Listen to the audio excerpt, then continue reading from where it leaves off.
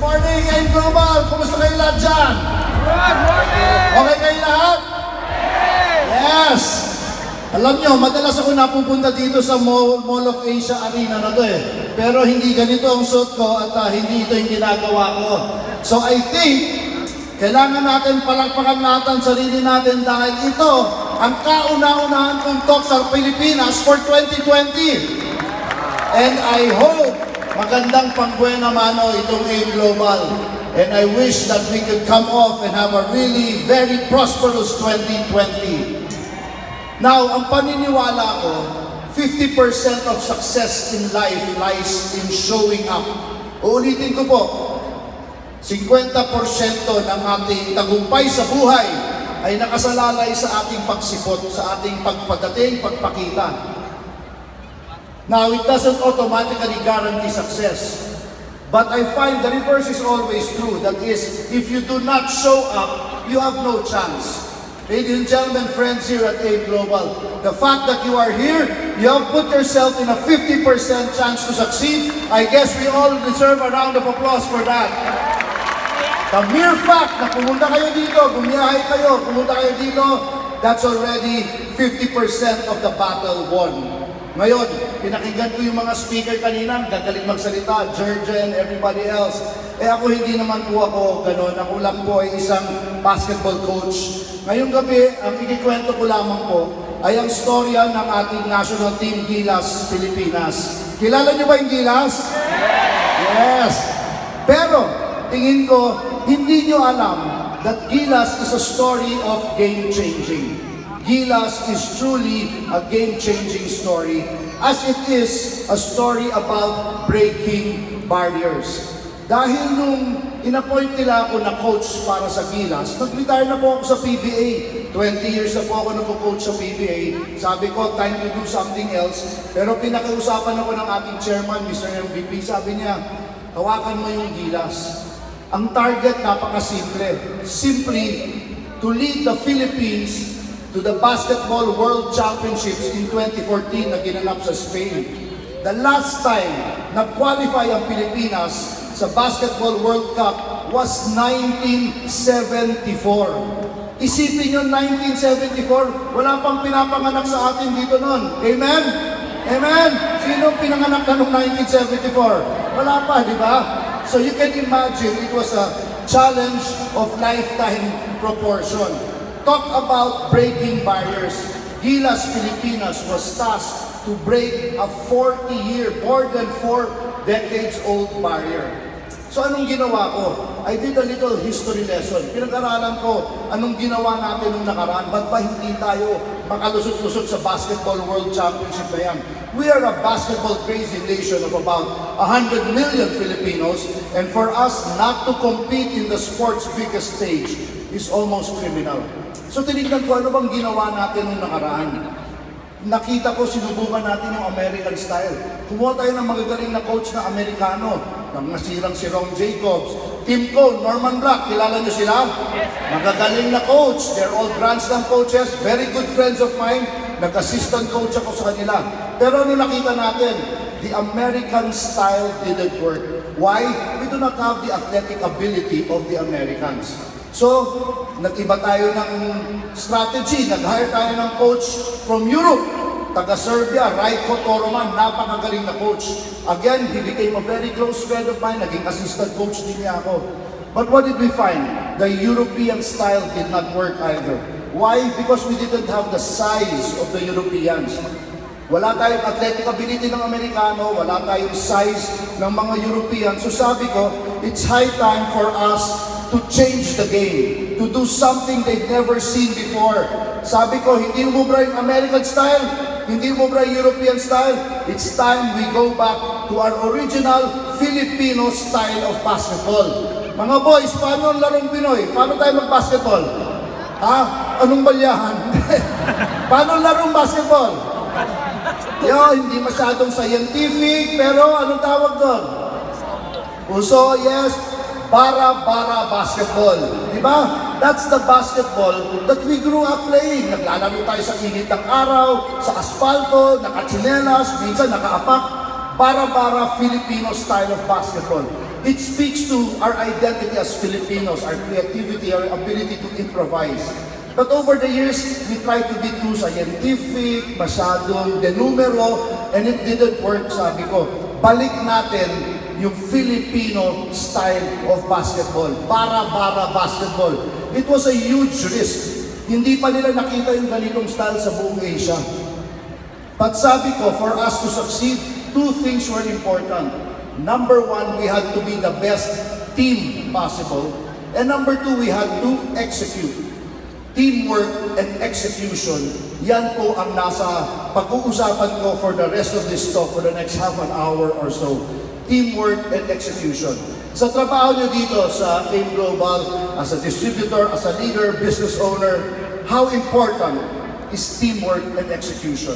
Everything that they talked to you about earlier, hugely critical, very, very important. It's about how to be best, to be the best you can be. But now it's time to think about to be able to break barriers, to be able to effect real change. We have to be able to transform that individual greatness and that individual leadership to team greatness, from me to we. That is the story of Gilas. So pinag-isipan ko, sabi ko, wala tayong magagawa sa height ng kalaban. Wala naman tayong mga 7-footer ng China, ng Iran, di ba? Tayo mga Pilipino, tayo pinaka-cute sa Asia, di ba? Wala na tayong magagawa dyan. Pero yung teamwork natin, our working together habits, our collaboration, our cooperation, that is completely within our hands. So kalabitin yung katabi mo, sabihin mo, team tayo. Yan, kalabitin yung sabihin nyo, team tayo. Sa trabaho ninyo, as a leader, as a business owner, how important is it to have a great team? And to do that, I'm going to share with you our Gilas team model. Sa pagpapractice namin, sa ensayo namin, we created our own team model, the Gilas team model. It is built on trust, effort, accountability, motivation. I like working with models because madali ituro. So mamayang gabi, pag uwi nyo, may makausap kayo bukas, magkwentuhan kayo, may training kayo, sasabihin nyo, napakadali, yung ibig pala sabihin ng team ni Coach Chot Reyes, yung Gilas team pala ay trust, effort, accountability, motivation. So eto na, pinili ko na yung team ko, nag-ensayo kami, nabigyan kami ng isang buwang practice. August 2013 comes around, the Asian Championship start. Dito mismo sa Mall of Asia Arena, this was the historic venue. To qualify for the World Championships, we had to finish in the top 3 in Asia. And like I said, since 1974, hindi pa nangyari yan. Pero we were very confident because we had put together a really good team. So I said, laban tayo dito, let's see what happens. The tournament starts, we win our first 2 games, we lost the 3rd game, pasok tayo sa 2nd round, swinip natin yung 2nd round, got us to the quarterfinals, we won our quarterfinal match, pasok tayo sa semifinals. Eto na, Final 4, 4 na team na lang natitira. We are 1 win away from our dream. Bakit? Pag nanalo tayo sa semifinals, sigurado pasok tayo sa finals. Minimum 2nd place, sure ticket to the World Championships in Spain. Meron lang isang problema. Waiting for us in the semifinals, nag-aabang sa atin yung ating kontrapelo, South Korea. May Koreano ba dito sa Raman? Okay. So, hindi ko maintindihan, nung dumating yata yung ating mga kaibigan from Korea 20-25 years ago, may hinalo sila sa tubig natin. Because for the life of me, basta Philippines versus Korea, sigurado talo ang Pilipinas. Pero sabi ko, ito paghahandaan namin. So ito ang aking insight number 1 when facing competition. Dear leaders, when you build your teams, who are you building your teams for? I built our team for Korea. I didn't build our team for the powerhouses like Iran or China. I built our team for Korea because I knew to get to the top 3, we had to get by Korea. So nung nag-umpisa itong game na to, Very comfortable, kayang-kaya yung kalaban kasi alam na alam namin ang gagawin ng Korea eh. Maski yung tawag nila sa play nila, kamsyamida, ano sa'yo, yung mga salita nila, alam na alam namin yung play nila. Wala silang magawa. Lamang tayo 8 points, 9 points, 10 points. Very easy game. Sabi ko, kayang-kaya natin to. Until disaster number 1 strikes. Alam niyo naman, even in the best laid plans of mice and men, something will always come up. And that something was early sa second quarter, yung kaisa-isa natin magaling na matangkad, si Marcus Dautit, yung ating naturalized player, 6'10", early in the second quarter, goes down with an injury, leaves the ball game, never comes back. 2013 po ito, rookie year ni Junmar Fajardo, hindi pa siya naglalaro noon masyado. Sa team natin na pinakamaliit sa Asia, na wala pa yung kaisa-isa nating magaling na big man. For all intents and purposes, our team shouldn't be competitive anymore. But our players, they do not know the meaning of quit. They keep fighting until we get to the final 3 minutes of this ball game. And at this point, iimbitahin kayo into my world. I'd like to invite you into the world of basketball coaches. And what we do as coaches is we break down video. Nakikita niyo ba yung video sa likod, sa taas? Yes? So here we are.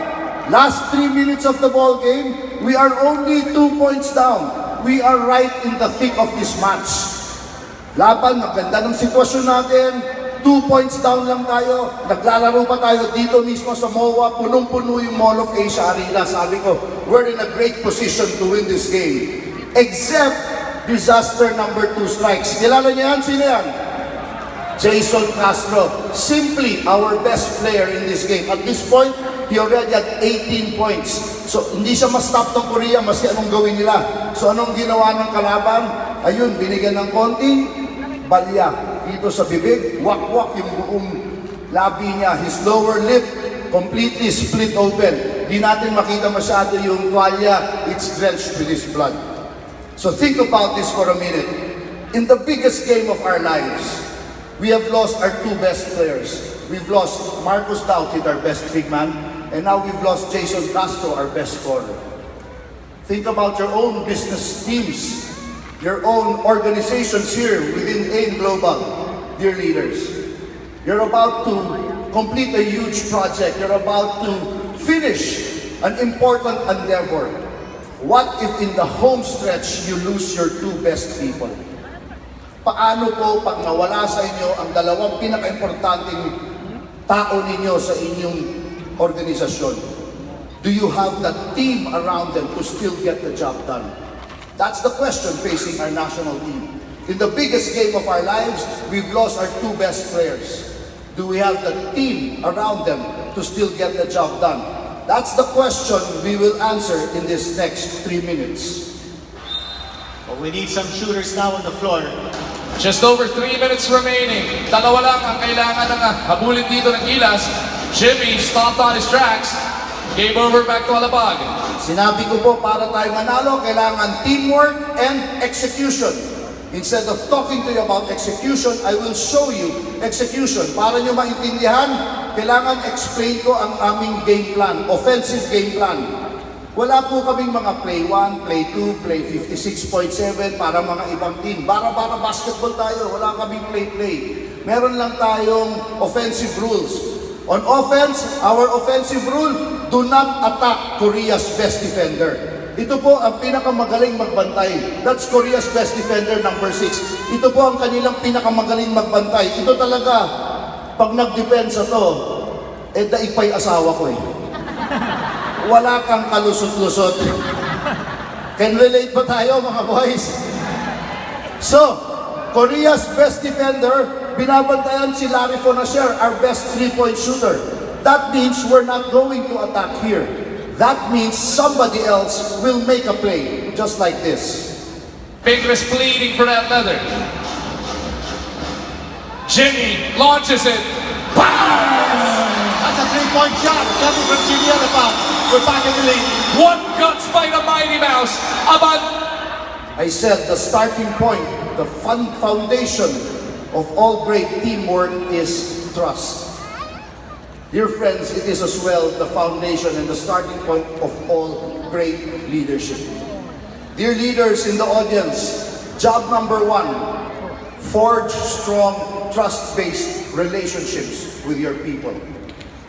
Because when you do that, you model the value of them forging strong, trust-based relationships with each other.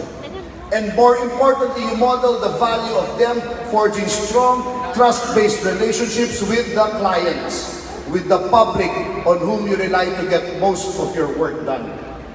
In your line of work dito sa AIM Global, how important is it to forge those strong, trust-based relationships?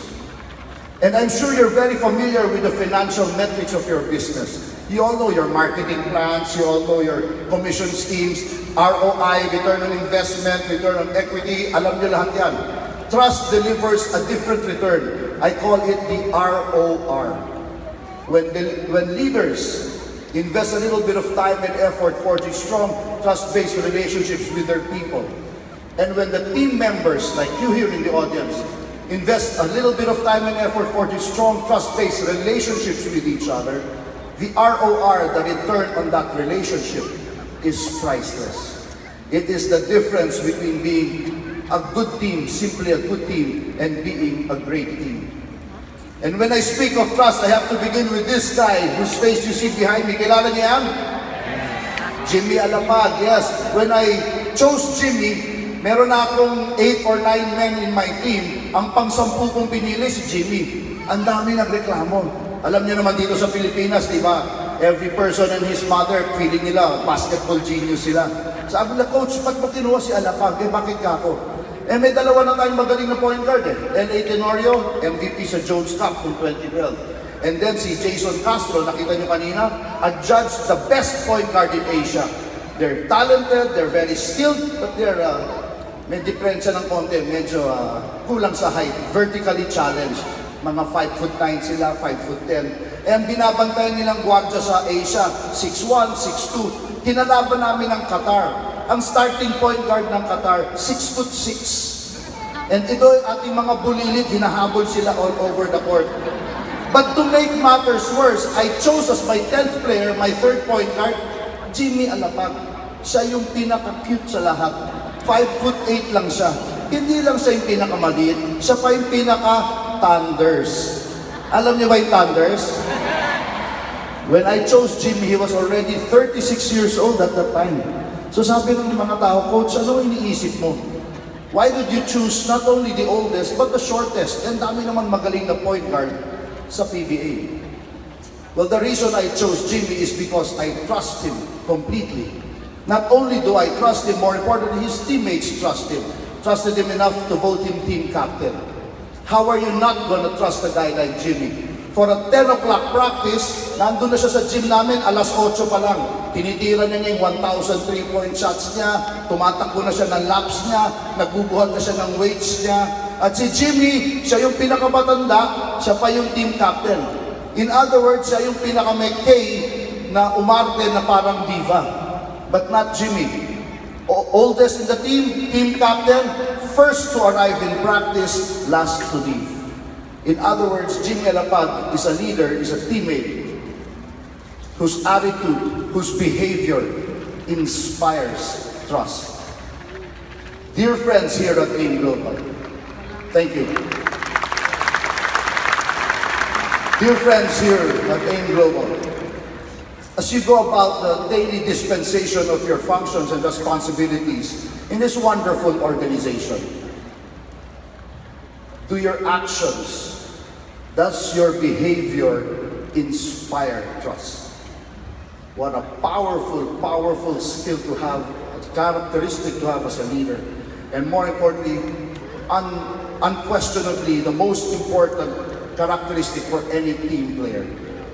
The reason why Jimmy Alapag is on my team is because I trust him completely. Pilipinas 76-75. Korea. Now, no amount of trust is going to make you a good team. That's why it's called teamwork. It's not called team free or team easy, it's called teamwork. You have to put in the work. That's why the second level of our team model is effort. And when we speak of effort, we have to begin with this guy. Ewan ko kung nakikita nyo. Kita nyo ba yan? Kung sino yan? Si Mark Pingris, kilala nyo? Sino ang asawa ni Mark Pingris? Danica. Sino ang asawa ni Jimmy Alapag? Pag showbiz, alam na alam nyo. Sino ang asawa ni Ranidel de Ocampo? Yan. Mrs. de Ocampo. No, Ranidel is married to Diane. Their kids are Stephanie, Francesca, and little Ranidel, also known as Temradi. Larry Fonasher, married to the former Laura Cahol. Their kids, Liam, Luca. Kate Norwood, married to Leigh Norwood. They have 3 boys, Cash, Orion, and 3 years ago, nanganak na naman si Leigh with another baby boy, si Izzy. Y'all know Jimmy is married to LJ. You know their 3 kids, panganay nila si Ian Maximus, kakapanalo na ng Taekwondo Championship about 3 months ago. Their second, very cute baby girl, Keona Sky, inaanak ko po siya. And yung bunso nila, 2 years ago, nanganak na naman si LJ, isa na naman lalaki, si Kaylen Asher. Pingris, kilala niyo asawa niya, si Danica. Kilala niyo yung 2 anak nila, si Mick at si Kyla. Yes, this is the depth of my relationship with my people. I know everything there is to know about them.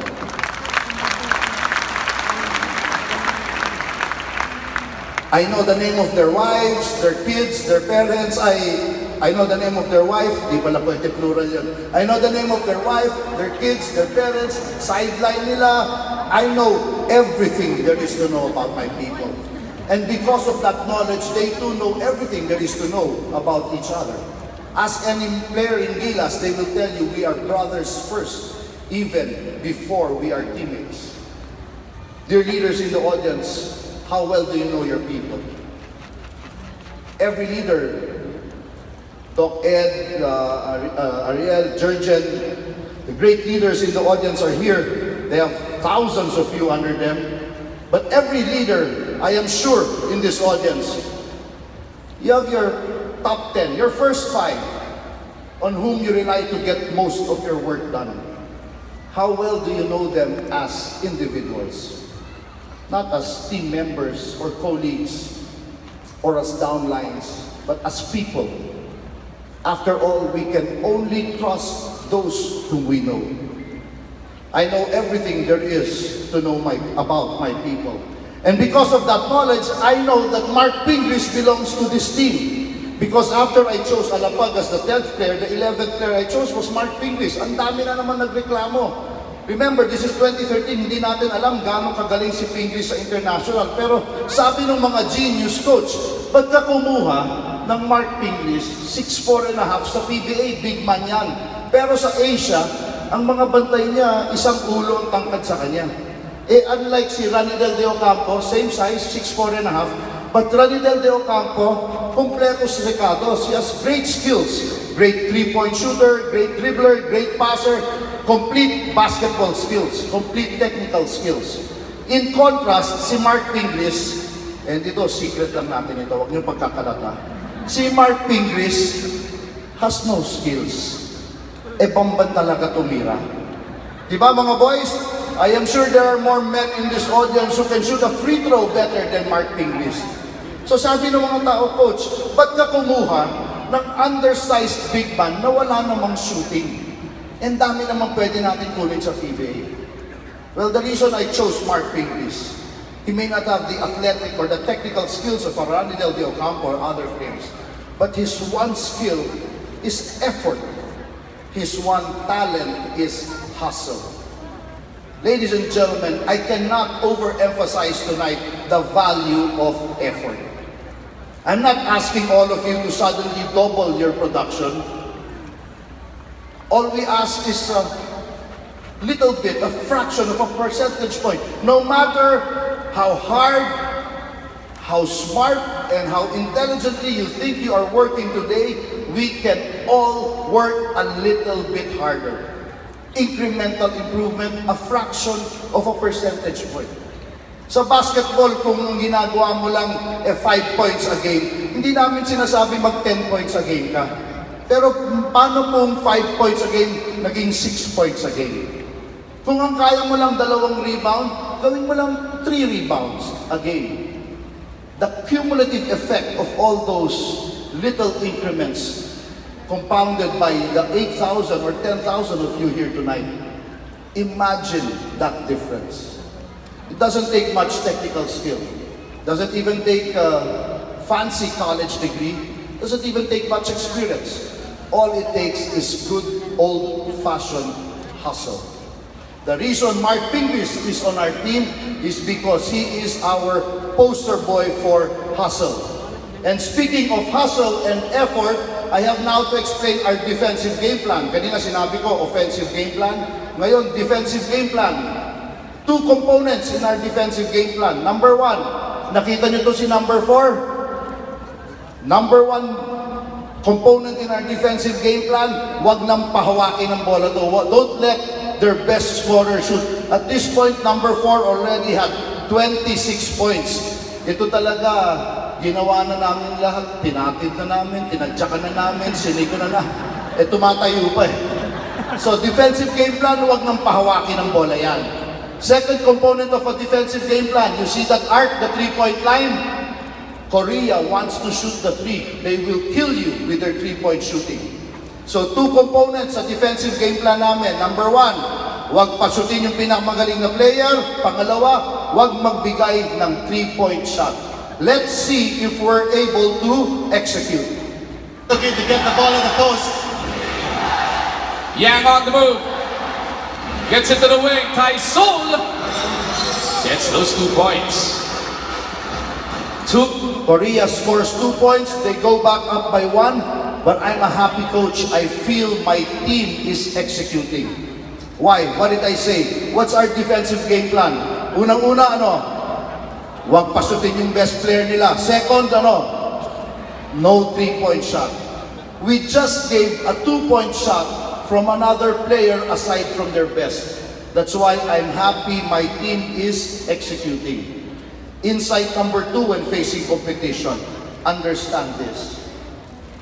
We cannot take away everything the other team is trying to do. We cannot stop all their moves. But the key is to figure out what we can give up that we can live with. Hindi po natin kaya hintuin lahat ng gustong gawin ng ating kalaban. Pero kailangan po alam natin anong pwede natin ibigay na hindi natin ikamamatay. If there is one thing that you take away from today, from this entire day of training, what are the 1 or 2 things that are most important to you here at AIM Global? Ano po yung isa o dalawa napaka-importanting bagay na kailangan pangalagaan nyo ng inyong buhay that you've absolutely got to be the best at? I hope everyone in the audience, I hope lahat po kayo alam nyo sa organisasyon to, ano ang pinaka-importante isa o dalawang bagay. Everything else we can live with. But the 1 or 2 things that are most important for AIM Global, we have to guard that with our lives. We have to be the best at that. We were willing to give a 2-point shot from another player aside from Korea's best. That's why I'm happy my team is executing. You gotta be careful. You don't want a technical foul at this stage. Norwood going to Ito na naman, Korea's best defender, si number 6 nandun, nakatutok kay Fonacer. Ranidel De Ocampo recognizes the situation. 6'4 and a half, binabantayan ng 6'9 and a half. Kung mas malakit ka sa nagbabantay sa iyo, saan mo dadaanin ang laban? Sa bilis, of course, speed. If you're smaller, you better be faster. Ladies and gentlemen, if you are smaller and you are slower, get the hell out of business. Kung mas maliit na kayo, mas mabagal pa kayo, pass your paper na tayo. Umuwi na kayo. But I do not imagine size is the problem of this organization. Look at you, you are definitely not the smallest.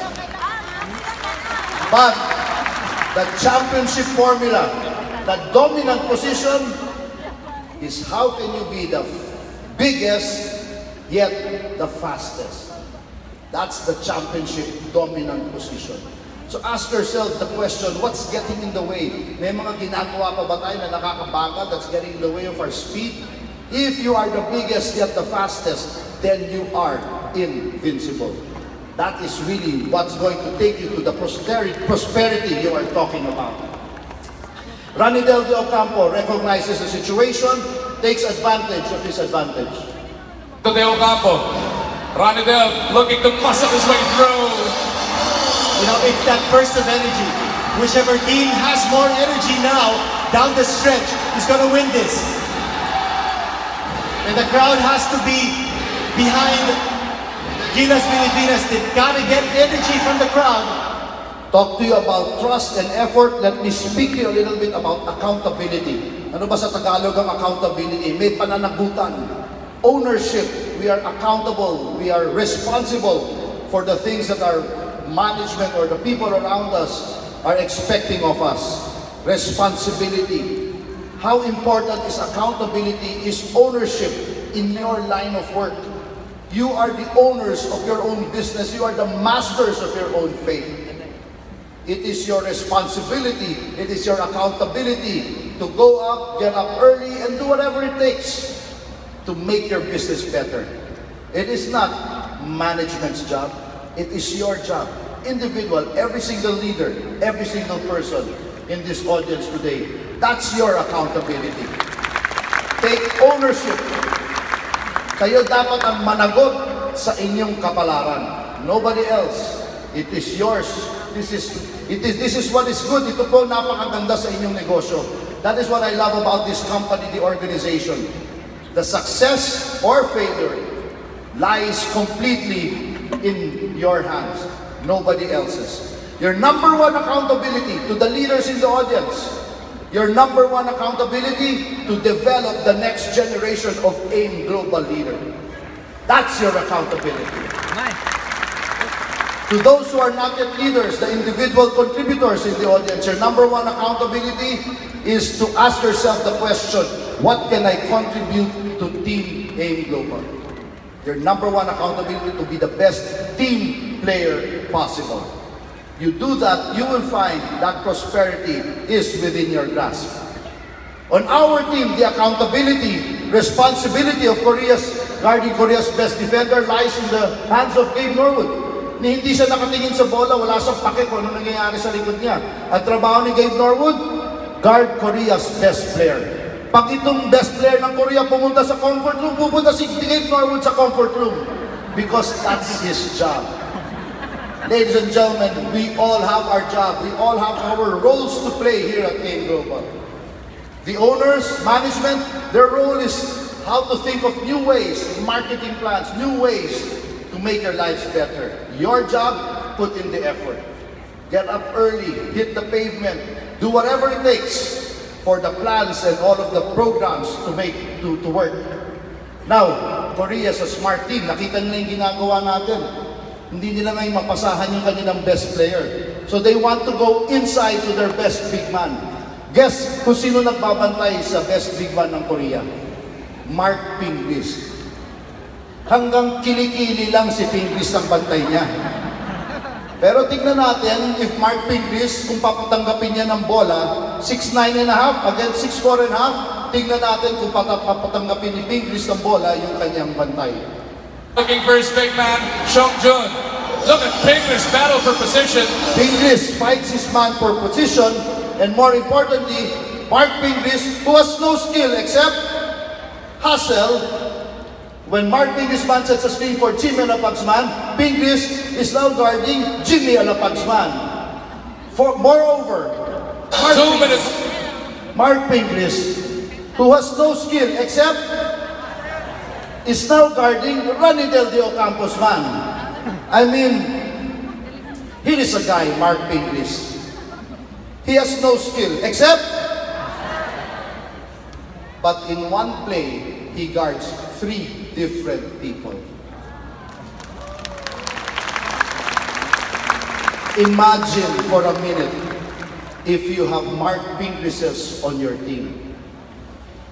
That's why, dear leaders, figure out a way when you hire and you talk to people how to get Mark Pingrises on your team. The individual contributors, you want to be a Mark Pingris, to be able to do the job of 3 individuals. And the Mark Pingrises of this world, they are very valuable members of any team.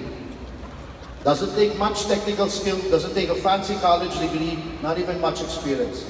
All it takes is good old-fashioned hustle. the willingness to roll up your sleeves and put in back-breaking work. Mark Pingris, after all, he cannot shoot, but he can do this. Ito na naman, Ranidel de Ocampo. Kanina, dinikitan siya ng bantay niya. Anong ginawa ni Ranidel?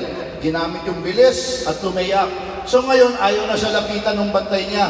Sabi ni Ranidel, ayaw mo lumapit ha? Teka. Free for the three. Yes! Big basket by Ranidel de Ocampo. Now we've got another attribute that we associate to the letter A of our team model, aside from accountability, is adaptability.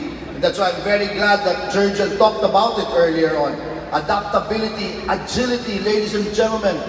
At no point in modern organization history is adaptability and agility as important as it is today. Dati po, pagalingan ng teknolohiya. Dati po, padamihan ng pera. Dati po, padamihan ng mga tao. Ngayon, para ka umunlad dito sa ating sinasabing digital age, kailangan po adaptable tayo.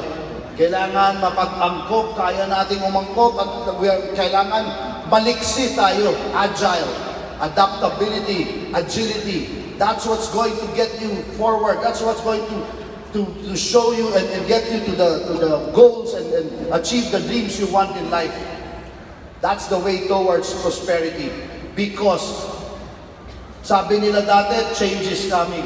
And then sinabi nila, change is here. Ngayon, ang sinasabi nila, change is changing.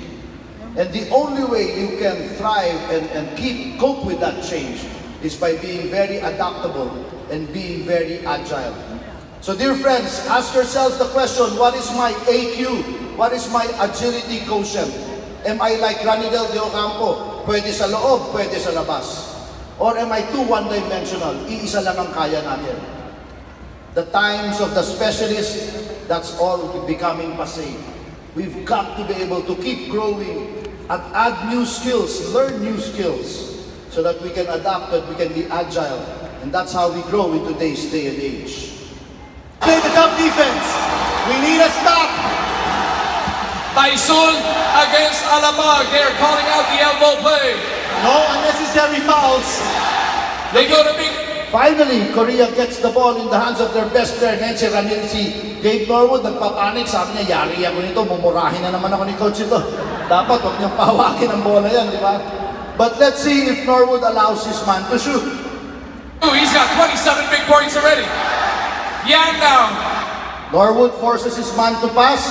And take a look at this guy. Look at his feet. Saan siya tumitira? 3 points. Ano sabi ko? Korea wants to shoot the 3. They will kill you with their 3-point shooting. But Larry Fonacer understands the game plan. He follows instructions. He executes. What does Larry Fonacer do? Is fouled before the attempt. But the Philippines is Larry Fonacer gives up a foul. Sabi ni Larry Fonacer, kunin mo na yung 2 points mo sa free throw line. Hindi ka titira ng 3. That, ladies and gentlemen, is not execution. That is flawless execution. And I wish I could give you a magic formula for execution. There is none. There is no sexy sauce or magic pill for execution. But what I find, execution is a function of the little things, the fundamentals. Para kayo makapag-execute, you have to listen well. If you know how to listen, you can follow instructions. You will understand the game plan. You can execute. In your line of work, gaano po ka-importante ang abilidad na makinig tayo ng mabuti. How important is the ability to listen in what you do, ladies and gentlemen. No secret to execution. Penalty beneath pressure in the backcourt being applied by Korea. 1 minute and 10 remain in the semi-final knockout match. That foul allows us to get our best player back in. Jason Castro, pinahipo ng doktor namin yung kanyang labi. Diyan mo mismo sa bench. 5 stitches sa bench, walang anesthesia. Eh bakit? Tinanong ng doktor Jason, gusto mo ba nung, ano ba yung ineksyon, yung pampamaka, di ba yung pampamanhid? Tinanong ni Jason, gaano katagal bago tumalab yan? Mga 10, 15 minutes. O edi tapos na yung laro. Di ba? Nag-start tayo ng video, 3:39 eh. Hindi tayo pumunta sa commercial, wala namang time out. In 2 minutes, 33 seconds, si Jason Castro, pumutok yung labi niya. Tinahe ng 5 stitches. And now he's back on the playing court. What have I found about great players against good players? The great players, you cannot keep them off the court. The good players will find every excuse. The good players will say, traffic, lakas ng bagyo, umuulan, strict yung parents ko, lahat na lang kalusot, di ba? Great players, no excuses. You cannot keep them off the course. Amen! Marami ata natamaan, ha? Yes! So, automatically, anong ginawa ng Korea? They see our best player in, automatically, they put their best man, their best defender on Jason Castro. Now, Jason Castro has every right to ask for the ball. So, ni Jason, akin ang bola. Ako, highest pointer, I'm hot. Give me the basketball. Not Jason. Not only is he a great player, more importantly, he's a great team player. He understands the game plan, he executes. Jason Castro sees Korea's best defender on him. So, what does Jason Castro do? Spreading the floor is... Jason Castro spreads the floor, creates all this room, all that space for another teammate to make a play. Dear leaders, a very underrated facet of teamwork is the ability to give each other space. Dear leaders, you want to develop your people, you want to grow your people. Do you have the selflessness, the teammanship to spread the floor and create room for your people to make a play? And thank you. And to those who are not yet leaders, the individual contributors, are you willing to sometimes spread the floor and give your teammates room to make a play? Very important part of building teams and creating great teamwork. Doesn't matter how many training programs you put your people in, unless you give them space, they will never grow. Unless you give them room, they will never develop. Understanding this, and I hope you take this very seriously, dear leaders and the individual contributors. When you give each other space, they will make mistakes. Inuulit ko po, mga leaders, pag binigyan po natin ng puwang at ng pagkakataon ng ating mga tao, magkakamali po sila. Not a matter of if, but when. Sigurado po yan. Magkakamali at magkakamali ang ating mga tao. But as leaders, our job is to say, what happened? What will we do to make sure it doesn't repeat? And go again, I've got your back. That's what great leaders do. The great teammates will say, okay lang yan. Anong gagawin natin para hindi na yan maulit? Sige, sagot kita. I've got your back. That's what great teammates do. It's the same thing with trust. Dear leaders, when you trust, you open yourselves up to the possibility of that trust getting thrown right back at your face. When you trust, you open yourselves to the possibility of that trust being betrayed. But I think it was Abraham Lincoln who said, I'd rather trust people get disappointed once in a while than not trust anyone and be miserable all my life. Making mistakes, getting that risk of betrayal, that's part of our job. Part of being agile and part of being resilient is to understand that things are going to go wrong. Mistakes will happen. That's part of courage. That's part of creativity and innovation. Mistakes will happen. It is your job. It is how you handle it and how you react to it as leaders that really separates you from being just the regular person. The great leaders, they know how to turn those mistakes into teaching opportunities. Of course, the honest mistakes. Mistakes on integrity, mistakes on trust, that's different. But the honest mistakes, that's part of the job. Those are the things that we do all the time as leaders. And so, I like what I'm seeing. Everyone in their right spots. I'm very relaxed, I'm confident, I know that my players are going to do the right thing because I like what I'm seeing. Jason Castro in the wing, Gabe Norwood in the corner, Ranidel De Ocampo in the opposite wing, Jimmy Alapag in the middle of the floor with all that room to make a play. Dear leaders, as coaches, our job is not to shoot the ball. As coaches, our job is to make sure our people are in the perfect position to make the shot. Dear players, as individual contributors, your job is to make that shot. Your coaches will put you in the perfect position. Your job is to make that shot. That's why I'm happy everyone is in the right place. Except di ko alam anong ginagawa ni Mark Pinglis dito eh. Para naman kaya niyang ishoot pagpasahan siya ng bola dyan, right? Pero wala akong magawa, hindi ako makareklamo. Trust, di ba? Gusto niya tumayo dyan, di bahala siya sa buhay niya. I have complete trust and faith in my players. Mark Pinglis cannot shoot, but at the exact right moment, not too soon, not too late, he does this.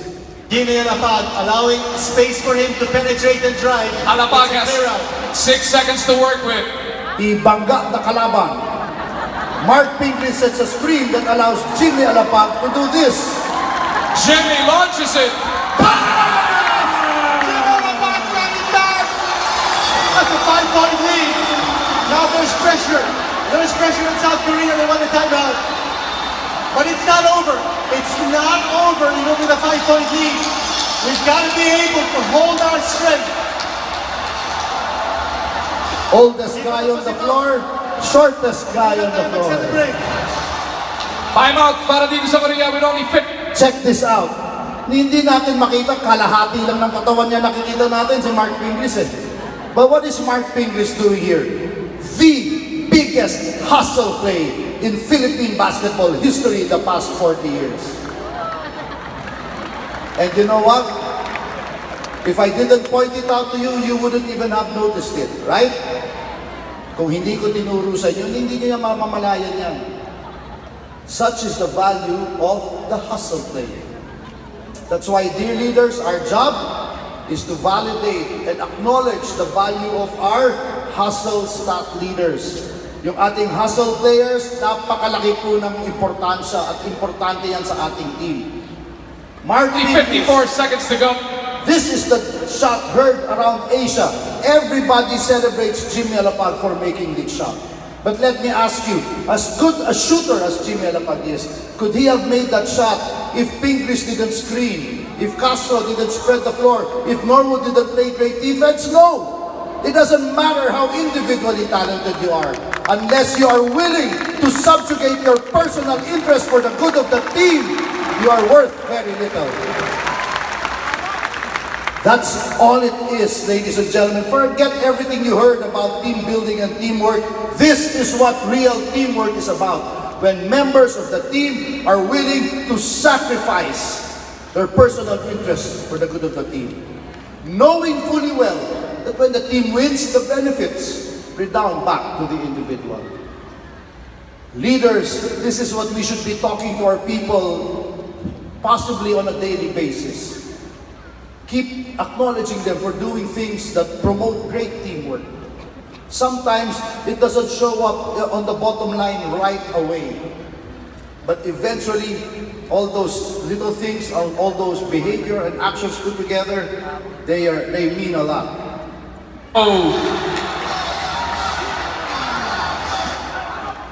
Jimmy Alapag makes that shot. Korea calls a timeout. Buzzer sounds. Naalala ko dito, Mall of Asia Arena. Everyone is sabi nga, pag-ingay dito, nagkakagulo lahat ng mga tao, yung mga players, high five, fist bump. Everyone was very, very excited. And Jimmy Alapag, sinut niya yung bola, tumatakbo siya, narinig niya yung buzzer, then he stops and he looks. And I remember this look as if it were yesterday. Jimmy is looking at the bench. He's looking straight at his coach. And with that look, Jimmy is saying, "That's for you, coach. Thank you for your trust."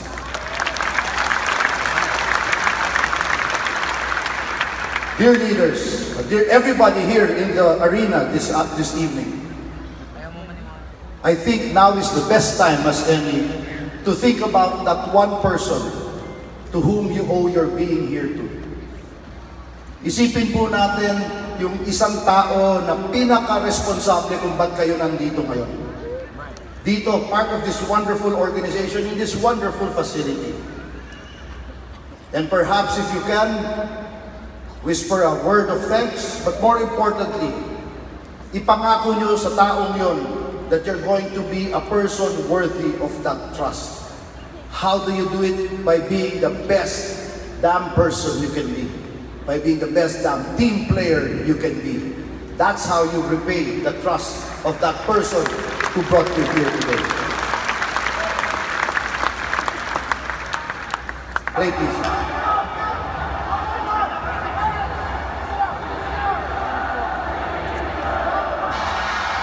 Now we're up by 5 points. Korea calls a timeout. So now kailangan natin dumipensa.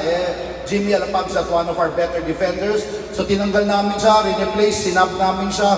Pinalitan siya ni LA Tenorio. And we see this in professional sports all the time. Di ba sasabihin ng superstar, Coach, kakashoot ko lang ng 2 3 points, ba't mo ako linabas?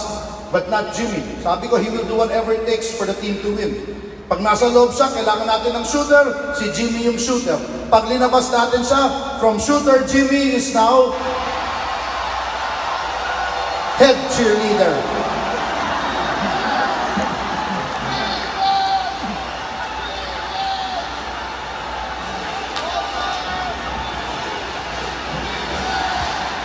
Chief prayer warrior. Whatever it takes for the team to win. Di ba mga leaders and teammates, sometimes kailangan natin mag-assist. Minsan kailangan natin mag-screen. Minsan kailangan natin magpasa. Madalas kailangan tayo ang head cheerleader. At mas madalas pa tayo ang spiritual leader. Whatever it takes for the team to win. That's why Jimmy is on my team. Kapit bisig, buong Pilipinas. Korea down by 5. 50 seconds to try and make it up. Gilas looking for a stop. Minggu, putataka kay Gabe Norwood. Ranidel, nauna si Ping. Andiyan dyan din si LA and Gilas will waste away the time. Oh, what a big defensive effort on the part of Gabe Norwood. Yun ang sinasabi natin, kailangan natin ng isang tao to stop King Min-soo. And that had to be Gabe Norwood, the best defender. Now, check out our players. Championship point, walang nagsabi ko anong gagawin. Di kami tumawag ng play 1, play 2, 57 point. Wala kaming ganang play. Championship point, they get the ball in the hands of our best player, Jason Castro. Because Korea's best defender is here, guarding LA Tenorio. So anong ginawa ni LA Tenorio? Spread the floor, create all this room for another teammate to make a play. Ako, my job, head cheerleader. Because I like what I'm seeing. Everyone in their spots. Kanina si Castro to, ngayon si Tenorio yan. Kanina si Norwood yun, ngayon si De Ocampo yan. Earlier this was De Ocampo, now that's Norwood. Before, the ball was with Jimmy Alapag in the middle of the floor, and now it's with Jason Castro in the middle of the floor with all that room to make a play. That's a team, ladies and gentlemen. Pagbali-balik na rin mo man sila ng posisyon, alam nila ang gagawin. That is what drives flawless execution.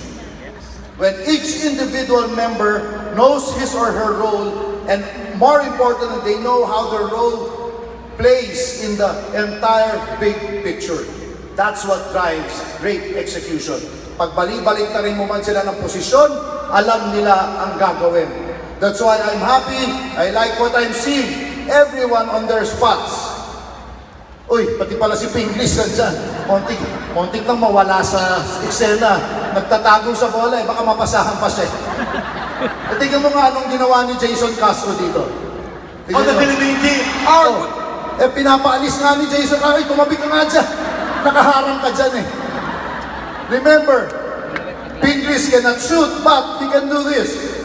26 seconds away para mabura na ang pangungod ng Korea. Castro, Pingris, leads it up! Offensive rebound. And the Philippines is up Ang by 7. masipag, pinagpapala. Could be the Philippines winning this game. Yang for 3, no! That's it. Gilas with a rebound. Gonna win this. And the curse of Korea is about to be broken here inside the MOA Arena. The Philippines is in the finals of the FIBA Asian Championships. What a...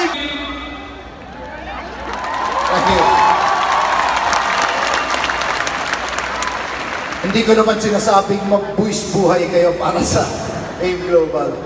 But I'm sure gets nyo lahat ng sinabi ko. In the end, the Gilas story was an actual case study in game changing. An ability to change, we changed the game completely. Huge risk, we changed the game, but with teamwork and execution, we made it happen. We made that breakthrough happen. A 40-year barrier since 1974. This win got us to the World Championships in 2014 for the first time since 1974. In the end, the Gilas story is very simple. Here is a group of men, they trust each other. They put in backbreaking effort, and they are accountable to deliver the oftentimes unfair expectations put on their shoulders. And finally, we cannot end without talking a little bit about motivation. Tinatanong palagi sa akin ng mga tao, Coach, ano bang sikreto ng Gilas? Bakit buwis buhay basketball? Bakit ang hirap nila talunin? Ang hindi nila alam, ang mga player po ng Gilas, wala po yan sweldo. Uulitin ko po, wala pong sweldo para maglaro sa national team. Our players, they play 10, 11 months out of the year in the PBA. In the off-season, they give up their vacation, their time with their family, their rest, because in the off-season, they spend training with Gilas for no additional compensation, except the opportunity to wear Pilipinas across their chest. That's real motivation. And there's nothing wrong, wala pong mali, there's nothing wrong with compensation, commission, incentive scheme, bonuses, there's nothing wrong with that. But real motivation is a heart issue. It is what is inside our heart. Kaya ang tatanungin ko po sa inyo lahat ngayong gabi, what is inside your heart? What drives you to make the effort to be here, to do what you're doing? Get in touch with that. What is that one thing that drives you? Get in touch of your real motivation that's in your heart, your intrinsic motivation. Get in touch with it, nurture it, patibayin nyo, palaguin nyo, because that's what's going to allow you to really break beyond limits and break beyond barriers. The special people, the high achievers, they have a very real sense of motivation. Kami sa Gilas, our motivation is very simple. We will fight till we cannot fight anymore for our country with all our hearts. Laban, Pilipinas, puso. Yan po ang ibig sabihin ng puso. Yan po ang nasa sa loob ng aming puso. Dear leaders, dear friends here at AIM Global, ano ang nasa sa loob ng inyong puso ngayong gabi? Allow me to end with the final video that traces where all that puso talk comes from.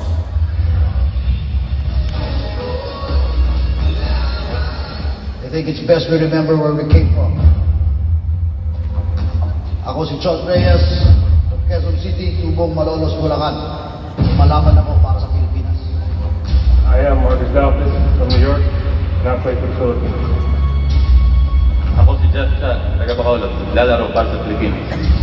Ako si Bubeldo, taga Bicol, naglalaro para sa Pilipinas. Ako si Larry Monasher, taga Quezon City, naglalaro para sa Pilipinas. Dave Norwood from Pennsylvania, and I play for the Philippines. Si Mark Fajardo from Cebu, naglalaro para sa Pilipinas. Ako si Carl David, tubong dinulupia mata, naglalaro para sa Pilipinas.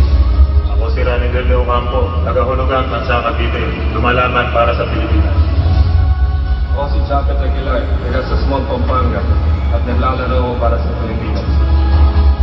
Ako si Mark Pingris, batang Puserbi Pangasinan, naglalaro para sa Pilipinas. Ako si Jason Castro, taga Pampanga, naglalaro para sa Pilipinas. Ako si L.A. Tenorio, taga Nasugbu, Batangas, lumalaban para sa Pilipinas. Ako si Jamil Abad from California, and I play for the Philippines. Remember who we're playing for, gentlemen.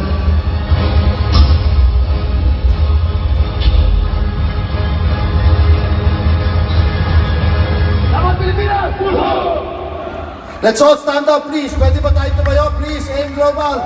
Can we do a Gilas, Pilipinas? Look at the person beside you. Mag-fist bump kayo. Sabihin nyo, ako si Chot Reyes, taga Bulacan, lumalaban para sa aim global. Yan. Katabi nyo, sa likod nyo. Yes.